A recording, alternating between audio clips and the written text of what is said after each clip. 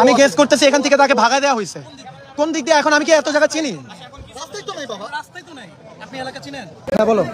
Surety দিছে এই বাসার একজন মুরব্বী, নাম উল্লেখ করতে পারতেছি না আমি, উনি এখানে দাঁড়ায় আঙুল নাড়ায় বলছে যে আসাদুজ্জামান খান কামাল এইখানে আছে, উনি এইখানে আছে, আমরা এটার 100% সিকিউরিটি দিচ্ছি। সেনাবাহিনী সদস্যরা আসলে আমরা তাদের হাতে সমর্পণ করে দিব তাদের।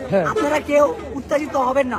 সিসিটিভি চেক করা হয়েছিল? ওনার চেক কিছু করতে দেয় না, 2 ঘন্টা পর্যন্ত ভিতরে ঢুকতে দেয় না, আমাদের বাইরে দাঁড়া করে।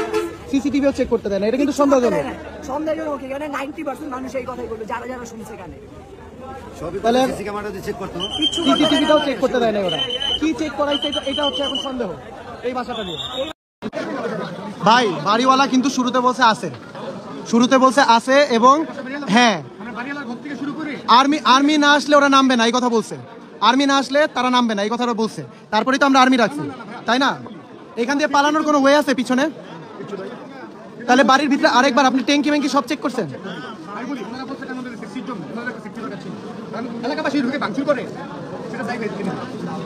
তাহলে ফার্স্টের দিকে স্বীকার কেন করলো যে আছে? না, তারা কিন্তু শুরুতে স্বীকার করছে, বলছে সেনাবাহিনী আসলে ওরা বের করবে, এছাড়া বের করবে না।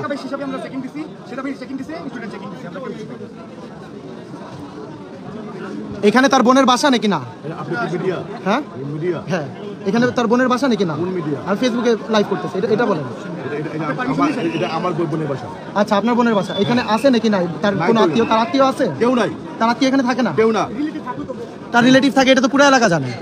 এটা পুরো এলাকা জানে যে তার রিলেটিভ এখানে থাকে। তাহলে আপনি বললেন এই বিল্ডিং আপনার?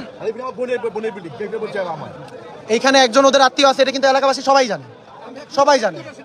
এই যে মেদিনীর কথাটা ছড়াইছিল, তারপরে এখানে আসার পরে সবাই বললো এই বাসায় আছে, এখান থেকে কনফার্ম করা হলো।